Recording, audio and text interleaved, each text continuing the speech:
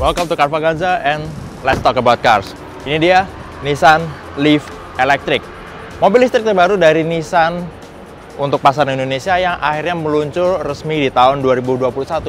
Mobil ini sebenarnya dijadwalkan untuk meluncur di tahun 2020 setelah sempat diperkenalkan ke konsumen, ke dealer, dan ke wartawan di tahun 2019. Tapi akhirnya baru terwujud untuk meluncur di tahun 2021 karena sempat terhalang oleh pandemi COVID-19 yang melanda di seluruh dunia, termasuk Indonesia yang juga terdampak cukup banyak. Oke, mobil ini adalah mobil listrik full elektrik, bukan seperti Nissan Kicks e-Power yang tahun 2020 lalu meluncur sebagai mobil listrik dengan dukungan mesin pembakaran untuk menjadi genset yang selalu aktif mengisi ulang atau nge-charge baterai yang ada di dalamnya. Untuk Nissan Leaf ini adalah pure electric atau Nissan mobil listrik yang murni yang kita harus charge sendiri baterainya kalau sudah mulai habis. Di Indonesia, Nissan Leaf ini adalah mobil listrik dengan harga yang termasuk paling terjangkau dengan harga mulai 649 juta sampai 651 juta rupiah on the road untuk pasar Jakarta. Pembedanya hanya di warna. Untuk 649 juta adalah pilihan warna single tone, sementara 651 juta rupiah itu untuk option warna dual tone.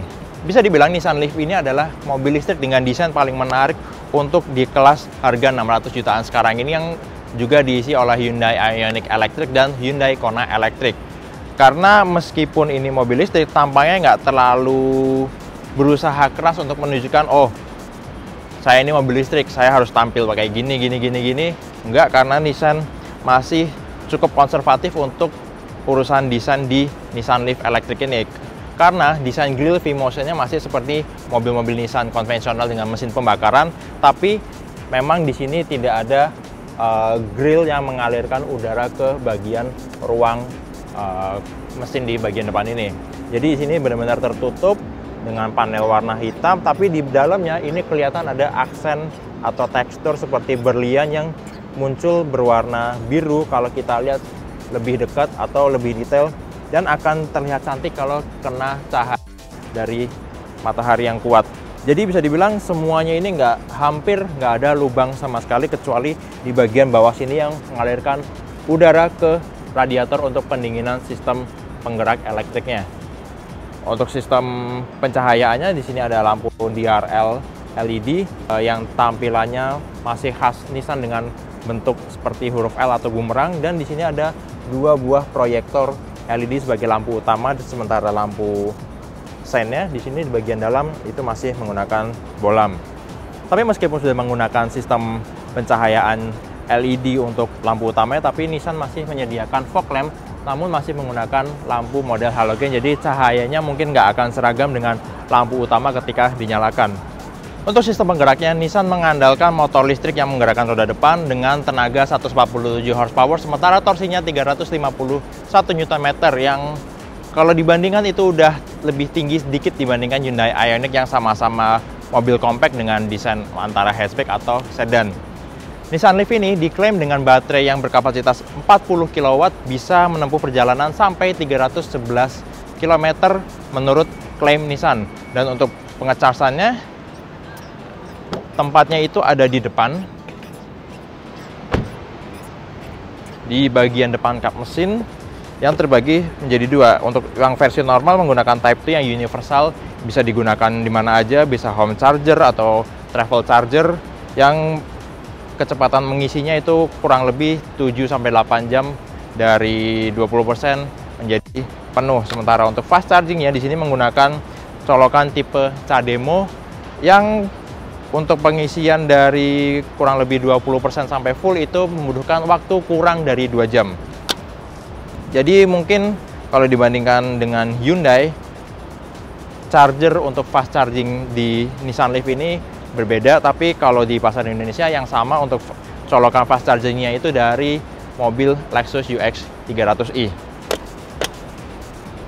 Kalau kita lihat ke bagian samping, tampilan dari Nissan ini menggunakan velg yang memang desainnya udah mengoptimalkan aerodinamika, agak ada tambahan sirip di bagian setiap palangnya, tapi nggak terlalu menutup seperti mobil-mobil listrik atau mobil yang membutuhkan efisiensi aliran udara yang membuat coefficient of drag-nya rendah.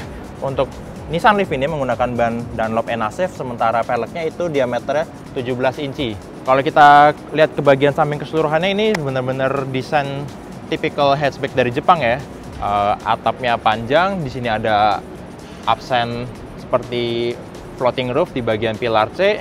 Sementara untuk menandakan ini adalah mobil listrik, Nissan memasang emblem besar Zero Emission untuk Nissan Leaf di bagian pintu depan. Door handle-nya semua chrome, jadi agak mewah. Sementara spionnya udah elektrik, udah disediakan lampu sen. Sementara untuk lampu belakangnya ini desainnya seperti huruf L atau bumerang, yang mungkin mirip seperti pernah ada di Nissan Juke atau Nissan Fairlady 370Z. Oke, kita lihat ke bagian belakang. Seperti saya bilang tadi, Nissan mengambil gaya desain yang cenderung konservatif untuk Leaf yang punya powertrain elektrik murni ini. Tapi kita bisa lihat ada sentuhannya berbeda untuk Nissan Leaf dibandingkan mobil-mobil lain, yaitu ada panel hitam besar melintang di bagian pintu bagasinya. Ini mungkin kalau warna mobilnya itu hitam, ini nggak akan kelihatan mencolok. Sementara beruntung kita dapat unitas dengan warna biru, jadi panel hitam ini bisa kelihatan, dan seenggaknya untuk masang emblem Zero Emission juga di belakang ini akan lebih kelihatan di samping logo Nissan dan logo Leaf.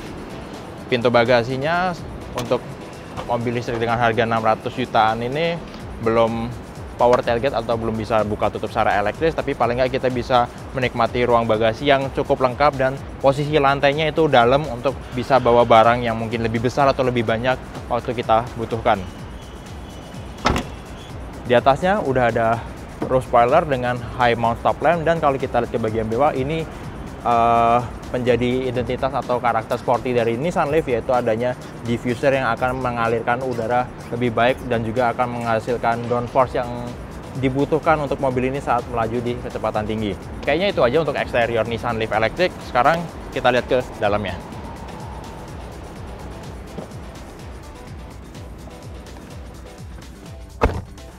Desain interior dari Nissan Leaf ini bisa dibilang cenderung konservatif, nggak yang berusaha untuk tampil jauh berbeda dibandingkan mobil konvensional bermesin bensin, atau bahkan terlalu biasa seperti mobil dengan harga benar-benar terjangkau atau mobil murah. Di sini kita bisa lihat ada layar infotainment dengan ada rangkaian tombol pendukung untuk pengaturannya yang udah mendukung konektivitas Apple CarPlay dan Android Auto, tapi masih harus dengan kabel USB alias belum wireless. Tapi ya sebenarnya nggak masalah sih, yang penting udah bisa Apple CarPlay atau Android Auto. Sementara kalau bisa wireless ya bonus saja. Dan mobil ini juga belum punya wireless charging bay seperti di mobil-mobil di atas 600 juta umumnya sekarang. Tapi di bagian bawah sini ada kompartemen yang cukup besar untuk naruh smartphone yang sekarang ukurannya juga semakin besar dibandingkan handphone umumnya. Terus di bawah layar infotainment ini sini ada pengaturan AC yang udah didukung layar digital. Sementara di bagian bawahnya lagi ini ada dua tombol untuk mengaktifkan heater alias fitur heated seat yang bisa dipilih dengan dua level, yaitu high dan low. Sayangnya untuk pasar Indonesia yang cenderung panas cuacanya, Nissan nggak menyediakan fitur ventilated seat yang bisa bikin joknya mengalirkan udara dingin ke bagian paha atau ke punggung. Masih ada lagi di sini ada power outlet untuk mobile charger.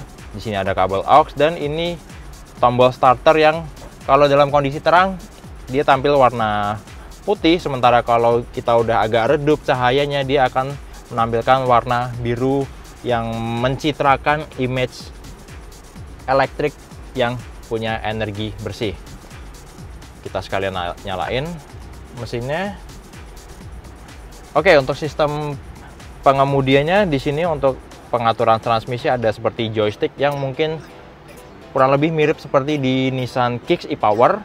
Jadi untuk posisi parkir dia tinggal pencet tombol di atas. Sementara untuk mengoperasikan maju atau mundur, kita geser dulu ke bagian kanan, terus ke atas untuk mundur, dan ke bawah untuk maju atau mengaktifkan fitur regenerative braking. Sementara untuk dari drive atau reverse mau pindah ke netral, kita tinggal geser dan tahan aja ke bagian kanan di tengah. Di sekitar tuas transmisi ada tombol untuk mengaktifkan e-pedal yang menjadi ciri khasnya Nissan untuk mobil listrik, dan ada tombol untuk eco mode yang menjadi satu-satunya option driving mode selain normal. Jadi e-pedal ini bisa membuat kita mengendalikan mobil listrik seperti Nissan Leaf hanya dengan mengoperasikan satu pedal. Jadi kita nggak perlu pindahin kaki ke pedal rem untuk memberhentikan atau mengurangi kecepatan dari laju Nissan Leaf ini. Jadi tinggal kurangi input di pedal gas saja, dia akan memberikan pengereman atau menahan laju mobil secara gradual sampai bahkan untuk memberhentikan mobil ini. Jok di Nissan Leaf ini punya lapisan bahan kulit warna hitam dihiasin dengan jahitan warna biru dan ada aksen seperti Alcantara di beberapa bagian yang membuat tampilannya nggak monoton tapi agak ada unsur sportingnya dengan ada sentuhan Alcantara di bagian pinggir dan di beberapa bagiannya. Untuk bagian konsol tengah di sini ada armrest yang bisa dibuka untuk jadi kompartemen yang lumayan bisa dimanfaatkan. Terus di sini ada dua buah cup holder. Di sini ada tombol untuk electric parking brake. Dan untuk posisi duduk pengemudi, setir sama seperti Nissan Kicks e-Power, bentuknya seperti Nissan baru sekarang yang pengaturannya hanya bisa tilt, tidak ada teleskopik. Terus untuk joknya juga belum elektrik, kita harus posisi atau atur posisinya secara manual. Tapi udah bisa naik turun dan recliningnya cukup besar sudutnya. Sementara untuk pintunya di sini ada kombinasi material plastik, terus ada soft touch dilapisin kulit dan ada material gloss black atau piano black yang mungkin untuk beberapa jenis konsumen kurang suka karena bisa meninggalkan banyak sidik jari atau gampang terlihat kotor kalau kena debu. Sementara untuk panel instrumennya ini sekali lagi sama seperti di Nissan Kicks e-Power yang mengkombinasikan antara analog dan digital. Untuk analognya ada di bagian kanan untuk menjadi speedometer, sementara digitalnya di sebelah kiri layar LCD menampilkan multi information display untuk beberapa informasi dan pengaturan fitur yang bisa dikendalikan dengan mudah dari setir. Untuk penumpang di bagian belakang interior Nissan Leaf, sayangnya mungkin bisa dibilang kurang maksimal nyaman ya. Pertama, begitu duduk di kursinya, ini langsung kerasa kalau posisi duduknya ini tinggi, agak awkward ya untuk mungkin dipakai untuk perjalanan jauh karena kaki aja sampai setinggi ini lutut posisinya. Walaupun legroomnya masih lega untuk kursi depan dengan pengaturan duduk senyaman mungkin untuk saya dengan tinggi 170 cm. Selain itu, ini kursi belakang juga nggak bisa di reclining sayangnya, jadi posisi duduknya segini lumayan tegak untuk sandarannya. Sementara untuk posisi duduk di bagian tengahnya ini agak keganggu dengan adanya seperti tunnel yang panjang di bagian tengah untuk bagian kakinya. Ini yang umum ditemukan di sedan konvensional, bukan sedan elektrik, dengan penggerak roda belakang yang menghubungkan ada couple untuk ke gardan belakang dari transmisi. Tapi karena Nissan Leaf ini mobil berpenggerak roda depan, seharusnya yang seperti ini nggak perlu ada. Apalagi kalaupun mobil ini all-wheel drive, harusnya nggak ada seperti penghubung untuk sistem penggerak atau transmisi konvensional. Mungkin ini ada perangkat pendukung atau untuk sistem baterai di bawahnya. Yang jelas untuk kursi bagian baris kedua ini nggak terlalu nyaman mungkin untuk penumpang, misalnya untuk perjalanan dalam jangka waktu yang panjang atau perjalanan jauh.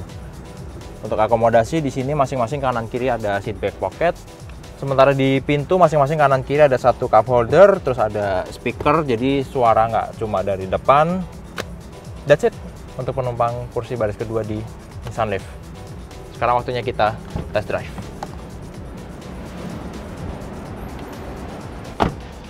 Tapi sebelum kita mulai review test drive mobil ini, berhubung baterainya udah di sekitar 20-an%, kita akan ke SPKLU dulu untuk ngecas baterainya. Lalu kita akan lanjut jalan review lengkap mobil ini.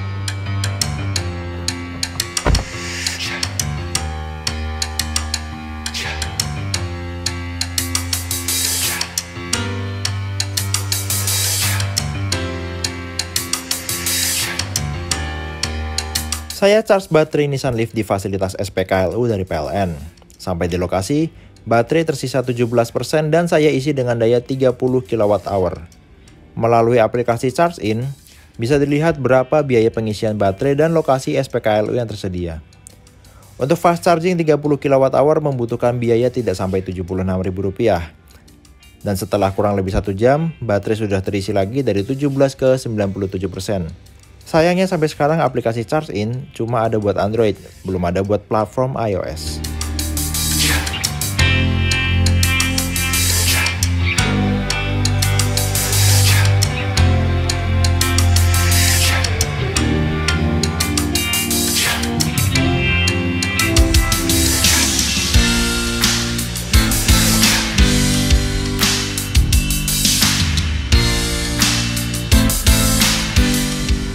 Mungkin belum semua orang tahu, tapi secara statistik, Nissan Leaf ini adalah mobil listrik dengan penjualan paling laris di seluruh dunia. Selama 2 generasi Nissan Leaf beredar, mobil ini udah terjual lebih dari 500.000 unit sampai tahun 2021 ini. Artinya kualitas Nissan Leaf ini udah benar-benar terbukti dan dipercaya oleh banyak konsumen mobil listrik di dunia. Dan akhirnya mobil ini resmi datang ke pasar Indonesia walaupun sempat tertunda kurang lebih 1 tahun. Untuk model Nissan Leaf generasi kedua ini sebenarnya udah beredar dari tahun 2018. Dan seperti saya bilang tadi di awal, mobil ini pernah diperkenalkan ke Indonesia di tahun 2019 dan diumumkan akan dipasarkan pada tahun 2020 saat Nissan beralih ke perusahaan baru di bawah Indomobil. Tapi akhirnya mobil ini baru terwujud untuk dijual di tahun 2021 karena terhambat pandemik dan mungkin untuk memberi nafas yang lumayan panjang untuk Nissan Kicks e-Power yang juga diluncurkan di tahun 2020 tepatnya di bulan September. Di segmennya dengan harga kisaran 600 jutaan rupiah, Nissan Leaf ini bersaing walaupun bentuknya nggak 100% sama, yaitu dengan Hyundai Ioniq EV, Hyundai Kona EV, dan mungkin setelah video ini dibuat akan meluncur juga MG ZS EV yang pernah dipamerkan dan diperkenalkan di IMS Virtual 2021 di bulan April lalu. Kesan pertama begitu mengemudikan Nissan Leaf Electric ini, nggak tahu kenapa ini mobil terasa kenyamanannya lebih baik dibandingkan rata-rata mobil listrik lain yang pernah saya coba selama ini seperti Ioniq dan Kona EV. Mobil ini punya peredaman kabin yang sedikit lebih baik, terus peredaman atau karakter suspensinya yang lebih dewasa. Ya memang untuk mobil listrik itu tipikal karakter suspensinya cenderung keras karena untuk menahan bobot yang lebih berat dibandingkan mobil konvensional yang biasanya punya bobot itu 1 sampai 1,5 ton. Dan karena mobil listrik seperti Nissan Leaf ini punya bobot tambahan berupa rangkaian sel baterai ada di bagian bawah, jadi mobil ini dituntut punya kemampuan menahan guncangan lebih baik, makanya karakter suspensinya dibikin agak keras. Dan itu akan lebih kerasa kalau kita hanya menggunakan mobil ini berkendara 1 atau 2 orang. Dan mungkin kalau mobil ini diisi sampai 4 atau 5 orang, suspensinya bisa kerasa lebih nyaman karena titik bebannya itu nggak cuma di bagian depan tapi lebih merata sampai ke bagian belakang, jadi ayunan suspensinya lebih enak. Karena kerasa banget kalau cuma saya sendiri mengemudi atau 1 penumpang di depan, itu bantingan suspensi di belakang itu kerasa lebih keras karena kosong dan lebih gampang berguncang ya di belakang. Walaupun Nissan Leaf ini punya angka output yang sedikit lebih tinggi dibandingkan Hyundai Ioniq EV yang sama-sama mobil compact dan bukan crossover atau SUV, tapi karakter dari delivery output Nissan Leaf ini bisa membuat kita lebih nyaman. Jadi walaupun torsinya sampai 320 Nm, akselerasinya itu nggak sampai yang terlalu nyentak atau sampai orang bilang jambak nempel ke jok, itu enggak, tapi cenderung nyaman, malah terasa cenderung linear, mirip mobil dengan mesin naturally aspirated. Jadi respon gas ke motor listriknya itu kerasa natural, nggak terlalu kuat. Tapi kalaupun mau diajak akselerasi juga bisa tetap enak, kenceng. oleh Nissan, kemampuan akselerasi Leaf ini diklaim untuk 0-100 km per jamnya dalam waktu 7,9 detik.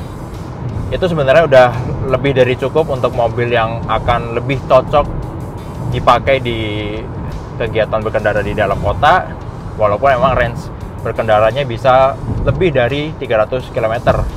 Jadi untuk misalnya lagi di tol, mau nyalip kendaraan lain di depan, kita cukup injek pedal gasnya lebih dalam aja, dia akan langsung ngasih torsi nggak berbatas, nggak seperti mobil turbo atau mobil dengan mesin konvensional. Jadi torsinya nggak habis-habis sampai nyentuh ke kecepatan maksimal.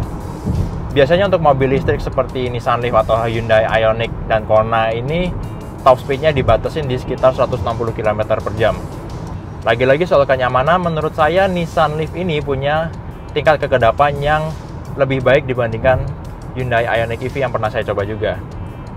Jadi kekedapannya itu lebih hening, entah itu mungkin dari sistem insulasinya di setiap pintu atau jendela, atau bisa juga dari ban yang dipakai di mobil ini.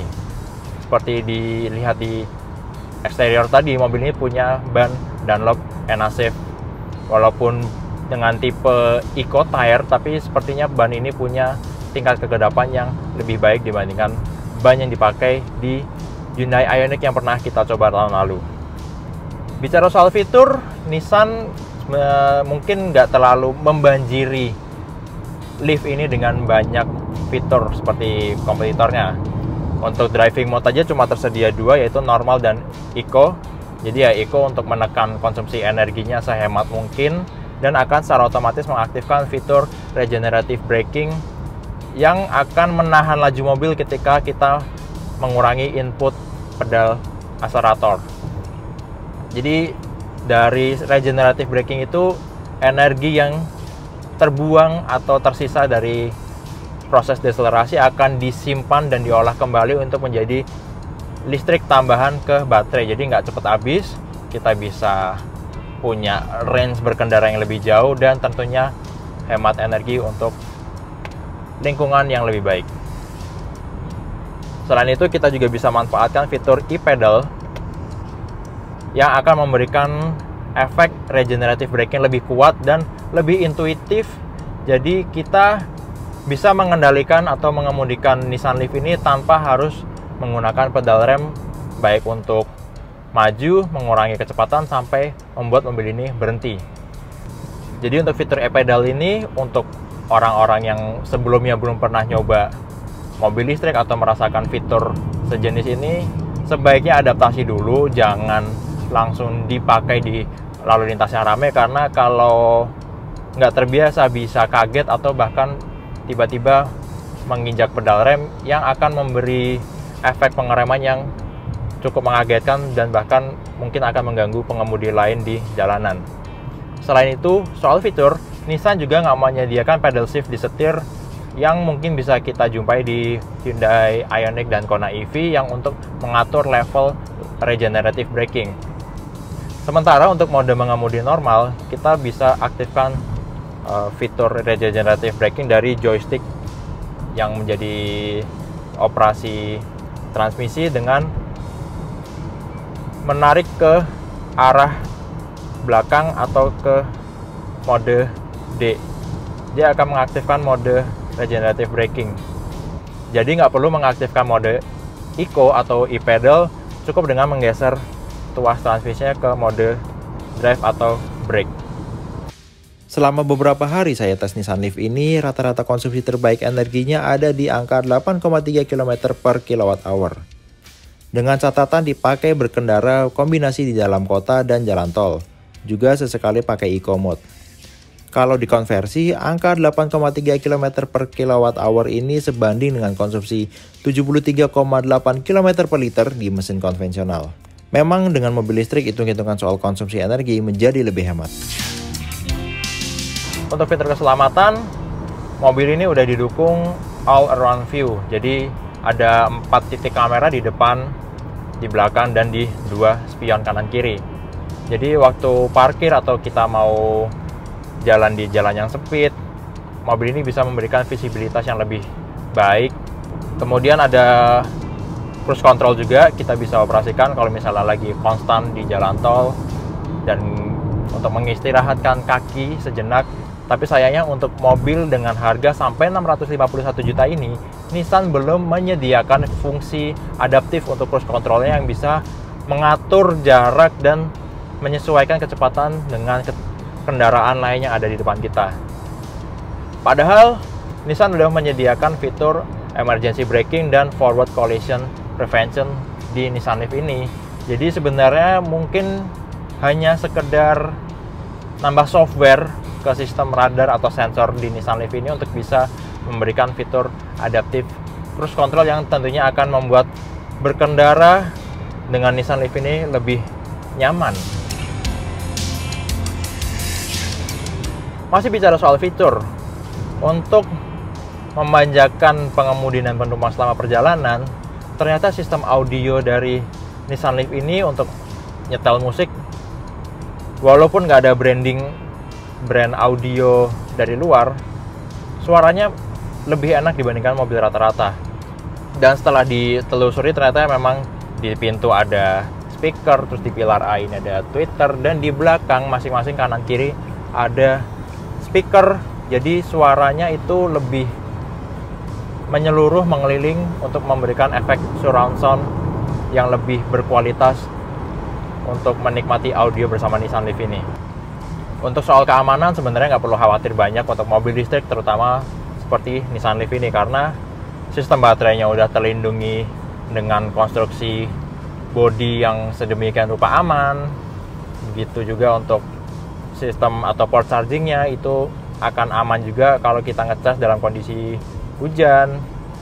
Bahkan untuk berkendara dalam kondisi jalan yang banjir sampai setengah ban sekalipun, mobil ini bisa dijamin tetap aman karena sistem elektriknya mulai dari motor listrik sampai kemasan baterainya itu udah dirancang sedemikian rupa untuk bisa menghadapi berbagai jenis atau kondisi cuaca yang kita alami saat berkendara. Karena mobil ini memang dirancang untuk pasar global, dan gak heran kalau Nissan Leaf ini bisa menjadi mobil listrik dengan penjualan tertinggi di dunia sampai lebih dari 500.000 unit di tahun 2021 ini.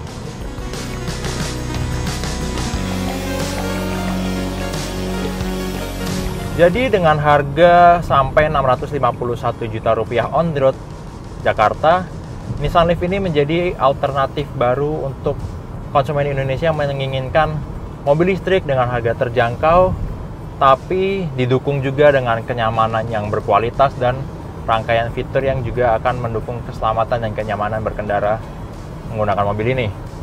Dan mungkin kalau soal kelengkapan fitur keselamatan, mobil ini nggak selengkap Hyundai Ioniq atau Kona yang di spionnya itu udah ada rear cross atau blind spot warning, tapi seenggaknya soal kenyamanan Nissan Leaf ini lebih baik dibandingkan dua mobil listrik tadi dari Hyundai yang punya harga kurang lebih bersinggungan di angka 600 jutaan. Oke, terima kasih sudah nonton video ini. Kalau Anda suka video ini silahkan klik tombol like. Kalau Anda yang ingin disampaikan atau ditanyakan langsung tulis di kolom komen. Dan yang terpenting jangan lupa untuk subscribe ke channel Carvagaza dan nyalakan notifikasi. Jangan lupa juga untuk main ke channel The Official Auto, main ke website carvagaza.com, auto.com, dan sigwheels.co.id. Sampai jumpa di video selanjutnya, and let's talk about cars.